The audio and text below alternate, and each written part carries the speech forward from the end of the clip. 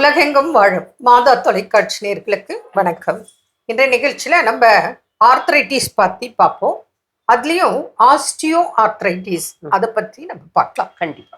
இப்போ ஆர்த்ரைட்டிஸ்ல பல வகை இருக்கு. இப்போ rheumatoid arthritis, osteoarthritis, gout arthritis, psoriatic arthritis இப்படி இருக்கு.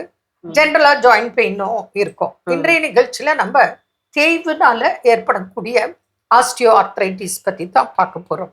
இந்த ஆஸ்டியோ ஆர்த்ரைட்டிஸ் அப்படிங்கிறது மக்கள் நீங்க நல்லா புரிஞ்சுக்கிறதுக்காக ரொம்ப எளிமையா உங்களுக்கு சொல்றோம்.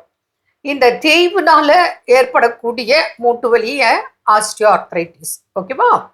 இது பெரும்பாலும் முதல்ல தொடங்குறது கால் மூட்டுகள்ல, அதாவது பெரிய ஜாயிண்ட்ல தான் இது வலி தொடங்கும். வெயிட் பியரிங் ஜாயின்ட்ஸ் அப்படிம்பாங்க. நம்ம வெயிட்ட தாங்கக்கூடிய ஜாயின்ட்ஸ். நம்மளோட உடம்பு வெயிட்ட தாங்குறது நம்ம கால் மூட்டுகளும் முதுகு எலும்பு தான். ஆமா. சோ கால்ல தான் முதல்ல இந்த மூட்டுல பாதிப்பு வரும்.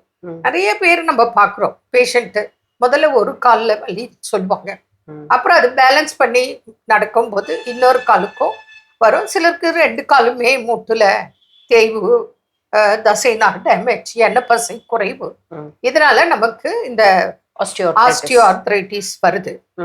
இது வரத்துக்கு காரணம் எல்லாருக்கும் வருதா அப்படி சொல்ல முடியாது. ஆனா இப்போ அநேக பேருக்கு வருது. இதுக்கு என்ன இவங்க ஃபாலோ பண்ணாதனால வருது அப்படிங்கறத சொல்லுங்க. கண்டிப்பா. பொதுவாக வந்து பாருங்க, இப்ப மேடம் சொன்ன மாதிரி ஆஸ்டியோ ஆர்த்ரைட்டிஸ் அப்படிங்கிறது டீஜெனரேட்டிவ் ஜாயிண்ட் டிஸார்டர் அப்படிம்பாங்க. நரை திரை மூப்பு வயதான வரக்கூடியதுதான். இப்ப 80 வயசு பாட்டி கூட முட்டி நல்லா வந்து பாத்தீங்கன்னா கிளினிக்கல் பிராக்டிஸ்ல வருவாங்க. என்னோட பிராக்டிஸ்லேயே நானே பார்த்திருக்கேன், மேடமோட பிராக்டிஸ்ல மேடம் இன்னும் நிறைய பார்த்திருப்பாங்க. இருந்தாலும் இந்த காலகட்டத்துல 30 இயர்ஸ் ஆனாதான் டீஜெனரேட்டிவ் ஜாயிண்ட் டிஸார்டர் ஸ்டார்ட் ஆகும் அப்படின்ற ஒரு விஷயம் இருக்கு. ஆனா இப்ப வந்து பாத்தீங்கன்னா 17 இயர்ஸ் பிள்ளைங்களுக்கு கூட வந்து பாத்தீங்கன்னா மூட்டு வலி அப்படின்றது பாக்குறோம், முதுகு தண்டு வட வலி அப்படிங்கிறது பாக்குறோம். இதுக்கெல்லாம் மெயின் ரீசன் என்ன அப்படின்னா வைட்டமின் டி டிஃபிஷியன்சி. யாருமே இப்ப வெயில்ல போறது இல்லை. யாருமே வெயில்ல போனா நாங்க வந்து பாத்தீங்கன்னா ஸ்கின் டோன் மாறிடும், எங்களுக்கு வந்து பாத்தீங்கன்னா யூவி ரேஸ் அலர்ஜி வரும், நாங்க வந்து கருப்பாயிடும் அப்படின்ற மைண்ட் செட் தான் நிறைய பேருக்கு இருக்கு. பொதுவா இந்த யூவி ரேஸ் டேமேஜ், அதே மாதிரி பாத்தீங்கன்னா நம்ம ஸ்கின் டோன் மாறுறது, இதெல்லாம் உச்சி வெயில், அந்த நல்ல வெய்ய காயும் போது போறது, இந்த கத்திரி வெயில் சொல்லுவாங்க பாத்தீங்களா, அப்பதான் வரும். மீதி நேரம்லாம் வந்து அப்படி வரத்து வாய்ப்பு கிடையாது. அப்படியே நீங்க நினைக்கிறீங்க அப்படின்னாலும் ஏர்லி மார்னிங்காவது நம்ம உடம்புல வெயில் அப்படின்றது எக்ஸ்போஸ் ஆகணும். அப்பதான் வைட்டமின் டி கிடைக்கும். அப்பதான் நம்ம என்ன கால்சியம் சாப்பிட்டாலும் நம்ம பாடி அப்சார்ப் ஆகும். ஃபர்ஸ்ட் விஷயம். ரெண்டாவது விஷயம் வந்து பாத்தீங்கன்னா செடென்டரி லைஃப் ஸ்டைல். பெருசா வந்து பாத்தீங்கன்னா உட்கார்ந்தே வேலை செய்யறது, பெருசா வேலை செய்யறது இல்ல, அந்த மூட்டுக்கு தேவையான எக்ஸசைசஸே நம்ம கொடுக்கறது இல்லை. இது ஒரு காரணம். ஃபேமிலி ஹிஸ்டரி ஒரு காரணம். அதிகப்படியான வெயிட் ஒரு காரணம். சாப்பிட்ற சாப்பாட்டுல போதுமான போஷாக்கு இல்லாத உணவு அப்படின்றது ஒரு காரணம். அதுக்கும் மேல நம்மளுக்கு அடிபட்டுச்சு சின்ன வயசுல அப்படின்னா அது ஒரு காரணம். லாங் லெக் ஆர்த்ரோபதி அப்படிம்பாங்க. ஒரு கால் பெருசா இருக்கும், ஒரு கால் குட்டியா இருக்கும். அதுக்கு செப்பல் ஒண்ணு நல்ல ஹீல்ஸ் இருக்கிறது, ஒண்ணு சின்ன சன்னமான செப்பல் போடுவாங்க. இந்த மாதிரி நிறைய ரீசன்ஸ் இருக்குதாங்க செய்து இந்த மாதிரி ஆஸ்டியோ ஆர்த்ரைட்டிஸ் பேஷண்ட்ஸ் வராங்க அப்படின்னா இனிஷியலி ஆஸ்டியோ போரோசிஸ் அப்படிங்கிறது லைட்டா எலும்பு அரிக்கும், அதுக்கப்புறம் ஆஸ்டியோபீனியா எலும்பு நிறைய அரிக்க ஆரம்பிக்கும், அதுக்கப்புறம் ஆஸ்டியோ ஆர்த்ரைட்டிஸ் அப்படின்ற ஸ்டேஜ் போயிடும். இதுக்கு என்ன மாதிரி எங்க சென்டர்ல ட்ரீட் பண்ணுவாங்க மேடம் எக்ஸ்பிளைன் பண்ணுவாங்க. இதுக்கு வந்து எக்ஸ்டர்னல் அண்ட் இன்டர்னல் ட்ரீட்மெண்ட் இருக்கு. எக்ஸ்டர்னல் ஆயில் கொடுக்குறோம். அந்த ஆயில் வந்து நம்ம எக்ஸ்டர்னலா அப்ளை பண்ண மசாஜ். அதுக்கப்புறம் இன்டர்னல் மெடிசன்ஸ் பிளஸ் டயட். இப்போ டயட் அப்படிங்கிற போது சாதாரணமா இப்போ அந்த காலத்துல வந்து கிராமத்துல சாதாரணமா ராகி களி, உளுந்து களி இப்படி எல்லாம் சாப்பிட்டுட்டு இருந்தாங்க. இப்போ களின்னா இங்க என்னை பொறுத்த வரைக்கும் சிட்டில மேக்சிமம் பேருக்கு தெரியாது, மினிமம் பேருக்கு தெரியும். இங்க வந்து நமக்கு உளுந்தங்களி, உளுந்து கஞ்சி அப்படிலாம் செய்து கொடுத்தாங்க முன்னாடி. இப்ப வந்து அப்படி கிடையாது. இப்ப வந்து டெய்லி வேணா உளுந்து வடை சாப்பிட்றாங்க. இப்போ உளுந்து கஞ்சிக்கும் உளுந்து வடைக்கும் வித்தியாசம் இருக்கு. உளுந்து கஞ்சி அப்படிங்கிறது அந்த கருப்பு உளுந்து, அந்த தோலோட பண்றது. அதுலதான் இப்ப நம்ம வந்து ப்ராடக்ட் இது போல ப்ராடக்ட்ஸ் ரெடி பண்ணிருக்கோம். இது எதுக்கு அப்படின்னா இந்த மூட்டு வலி பேஷண்ட்க்கு, அது மேல் ஆர் ஃபீமேல் மூட்டு வலி பேஷண்ட், அதுவும் ஆஸ்டியோ ஆர்த்ரைட்டிஸ் உள்ள பேஷண்ட்க்கு, போன் ஸ்ட்ரென்த்துக்கு ஜென்ரலாகவும் எடுக்கலாம். இதுல என்ன அப்படின்னா அந்த முழு உளுந்து நம்ம சேர்க்கணும். தோலோட, அந்த கருப்பு தோலோட இருக்கிற உளுந்து நம்ம பயன்படுத்தணும். அதுல என்ன ஒரு பெரிய பிளஸ்னா ஆந்தோசைனின் இருக்குங்க. இந்த ஆந்தோசைனின்ல வழுவழுப்பு தன்மை தான் நமக்கு வந்து அந்த மூட்டுகள்ல போயிட்டு உங்களுக்கு அந்த பெஸ்ட் மெடிசன் ஆக்ட் பண்ணும். பசைத்தன்மையை உருவாக்கும் கரெக்ட். ப்ராடக்ட் அதுல இருக்கு. அதனாலதான் நமக்கு இன்டைரக்டா உளுந்துன்னா உடம்புக்கு நல்லது அவ்வளவுதான். ஆனா அதுக்குள்ள மெடிக்கல் வேல்யூ உள்ள இருக்கு, நமக்கு ஹெல்த் பெனிஃபிட்ஸ் அப்படிங்கறத நீங்க புரிஞ்சுக்கணும். அதனால நாங்க என்ன பண்றோம், இப்போ ஹெல்த் ஓரியன்டா இப்போ நிறைய ப்ராடக்ட்ஸ் நாங்க ரெடி பண்ணிருக்கோம்.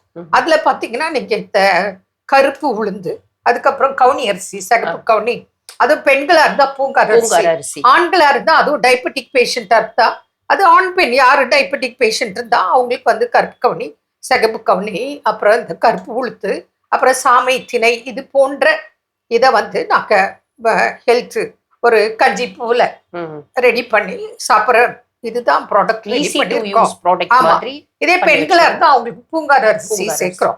இதே வெயிட் குறையிடும், மூட்டு வலியும் இருக்கு, உடல் பருமனும் இருக்குன்னா அவங்களுக்கு கொள்ளு காம்பினேஷன்ல ஒரு ப்ராடக்ட் இருக்கு.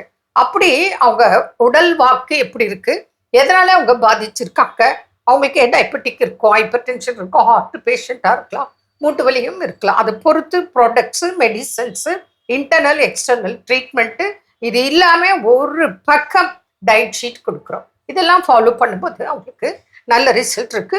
இதுல ரொம்ப அதிகமா வலி இருக்கிறவங்க தொடர்பு கொண்டா அவங்களுக்கு சில ட்ரீட்மெண்ட் இருக்கு. அது பர்சனலா வந்தாங்கன்னா ஒரு 1 வீக் 10 days அவங்க ரெகுலரா எடுத்துக்கலாம். அவங்களுக்கு என்னென்ன எக்ஸசைசஸ் இருக்கு, இது முடிஞ்சா நேர்ல வந்து நீங்க எடுத்துக்கலாம்.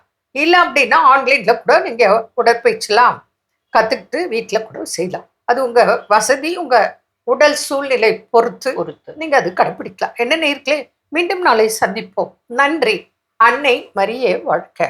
அருமையான நம்ம ஒரு வைத்தியம் பகுதி பார்த்துட்டோம். நிகழ்ச்சியோட நிறைவுக்கும் வந்தாச்சு. இன்னைக்கு நாள் உலக பெண்கள் தினத்தில் நம்ம பேசிட்டு இருக்கிறோம். பெண்களுக்கு மதிப்பளிக்க வேண்டிய இடங்கள் என்னென்ன அப்படின்னு சொல்லி அடுத்தது என்ன சொல்றாங்க.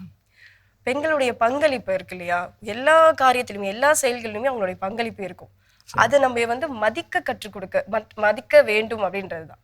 அதாவது ஒரு சின்ன காரியம் செய்தாலும் அவங்கள வந்து ஓகே நீங்க சிறப்பா செஞ்சிருக்கீங்க, நல்லா செஞ்சிருக்கீங்க, இதை விட நீங்க இன்னும் அடுத்த தடவை நல்லா செய்யுங்க அப்படின்ற அந்த பங்களிப்பை எப்ப நம்ம பாராட்டுறோமோ அந்த பாராட்டுதோடைய உச்சக்கட்டம் எங்க போய் சேரும் அப்படின்னா அவங்களுடைய ஒரு பெரிய வெற்றியை கொண்டு போய் சேர்க்கும்.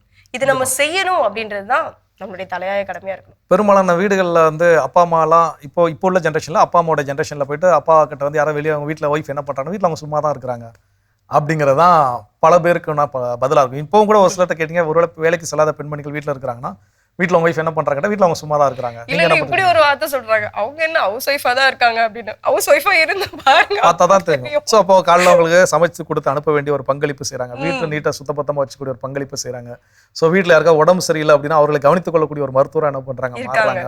ஸோ இப்போ யாருமே அங்கே சும்மாலாம் இருக்கிறது பரிணாமங்கள். ஹவுஸ் ஒய்ஃப்னு யாரும் சொல்லாதீங்க, அவங்க அவ்வளவு பரிணாமங்கள் எடுத்துட்டு இருக்காங்க. அப்போ அந்த நிலையில இந்த கான்ட்ரிபியூஷன் அப்படிங்கிறது பொருளாதாரத்தை கொடுப்பது தான் கான்ட்ரிபியூஷன் அப்படிங்கிறது கிடையாது. இன்னைக்கு வந்து ஒரு குழந்தைகளோட படிப்பு வந்து அந்த குழந்தை போய் நல்லா ஜெயிச்சுட்டு வந்துருச்சுன்னா அப்பாக்கள் அந்த பெருமையை பாராட்ட நிறைய பெற்றோர்கள் இன்னைக்கு எல்லாருமே ஈக்குவலா ஷேர் பண்ணிக்கிறாங்க. எல்லாருமே இல்லை, ஒரு பெரும்பான்மையான ஏதோ ஒரு குறிப்பிட்ட கணிசமான வகையில் என்ன பண்றாங்க, ஷேர் பண்ணிக்கிறாங்க, பார்க்க முடியுது. ஆனா நம்முடைய தாத்தா பாட்டி காலத்துல அப்பா அம்மா காலத்துல பார்த்தோம் அப்படின்னா அந்த கிரெடிட்ஸ் எடுத்துக்க என்ன பண்ணிடுவாங்க, அப்பாவோ தாத்தாவோ வந்துருவாரு, என் பிள்ளை என் பேரன் எப்படி ஜெயிச்சிருக்கான் பாரு அப்படின்னு சொல்றதுக்கு. ஆனா அங்க யாரு அதிகப்படியான கான்ட்ரிபியூஷன்ஸ் பண்ணிருப்பாங்க பார்த்தா அவனை ட்ரெயின் பண்ணது, படிக்க வச்சது, அதற்கு ஏற்றார் போல அவனோட நேரத்தை உட்காந்து செலவிட்டது, அவன் கூட இருந்து தூங்காம இருந்து உட்காந்துருந்து யாருன்னு பார்த்தா அங்க அம்மாக்களா பாட்டிகளா தான் என்ன பண்ணிருப்பாங்க, இருந்திருப்பாங்க. ஸோ அப்போ அதே அந்த பையன் ஏதாவது பொண்ணோ குழந்தைய ஏதோ சொதப்பிட்டாங்க, தோத்துட்டாங்க லைஃப்ல அப்படின்னா அந்த மாதிரி பிள்ளை எப்படி வளர்த்து வச்சிருக்கிற பாருங்க, அந்த டைம் என்ன பண்ணிடுவாங்க, தூக்கி பிளேமா இங்க தூக்கி போட்டுருவாங்க. ஸோ அப்போ கான்ட்ரிபியூஷன்ஸ் அப்படிங்கிறது ஒரு குடும்ப வாழ்க்கையில கணவன் எந்த அளவுக்கு கான்ட்ரிபியூட் பண்றதோ அதே அளவுக்கு அதை விட அதிகமாகவோ குறைவாகவோ மனைவி கான்ட்ரிபியூட் பண்ணத்தான் செய்யறாங்க. அது எல்லா இடங்களுமே 50-50 இருக்குமான்னு கேட்டால் நிச்சயமாக கிடையவே கிடையாது. அதை நம்ம உணர்ந்து கொள்ள வேண்டும். நான் 50,000 ரூபாய் சம்பாதிக்கிறேன், நீ 50,000 ரூபாய் கொண்டு வாங்குறது அங்கே விஷயம் கிடையாது. ஸோ சில நேரங்களில் மனைவியோட கான்ட்ரிபியூஷன் அதிகமாக இருக்கும், கணவருடைய கான்ட்ரிபியூஷன் கம்மியாக இருக்கும். இப்போ குழந்தையோட எஜுகேஷனை பொறுத்த வரைக்கும் எந்த அப்பாவும் உட்காந்து பிள்ளைங்களுக்கு பாடம் பொறுமையாக உட்காந்து சொல்லிக் கொடுப்பாருன்னு கேட்டால் தெரியல. சொல்லிக் கொடுக்கக்கூடிய சில அப்பாக்களும் இருக்கத்தான் செய்யறாங்க, இல்லைன்னா நான் முற்றிலும் இல்லை அப்படின்னு நான் சொல்ல மாட்டேன். ஸோ அப்போ அந்த விகிதம் அப்போ சில இடங்களில் அதிகப்படியாக பெண்களுடைய பங்களிப்பு என்ன இருக்குது. அப்போ பொருளாதார ரீதியாக சில இடங்கள்ல அப்பாக்களுடைய பங்களிப்பு என்ன பண்ணும், அதிகமாக இருக்கும். ஸோ அதுதான் குடும்பம். அப்போ இந்த பங்களிப்பை கான்ட்ரிபியூஷனை மதிக்க கற்றுக்கொள்ள வேண்டும். நீ என்ன செஞ்ச, நீ எனக்கு என்ன பெருசா பண்ணிட்டங்கிற கேள்வி தயவு செஞ்சு கேட்காதீங்க. ஸோ சிறப்பான நாள், சிறப்பான சிந்தனை. சிந்தனை கொடுத்த மகிழ்ச்சியோடு இன்னைக்கு நாளில் யார் யாரெல்லாம் விழா கொண்டாடுறாங்க பார்க்கலாம்.